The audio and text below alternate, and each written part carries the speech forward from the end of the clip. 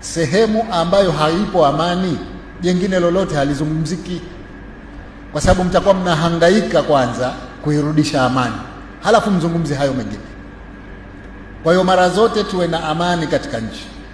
Leo tunaona kwenye vyombo vya habari yale mabomu yanayopigwa Palestina, pale kuna jambo litakuzungumzika pale? Wanahangaika kurudisha amani kwanza, halafu wazungumze mengine. Kwa hivyo sisi tunaendelea kusisitiza umuhimu wa amani katika nchi, na bahati nzuri tunamshukuru Mwenyezi Mungu ametuwezesha katika kipindi hichi 2020 2025, nchi yetu ina amani, nchi yetu ina umoja, nchi yetu ina mshikamano, nchi yetu ina maridhiano mpaka ya kisiasa. Leo wapo waliotangulia kusema kabla yangu, Pemba hii katika mwezi wa uchaguzi, mwezi wa Oktoba, pangekuwa hivi.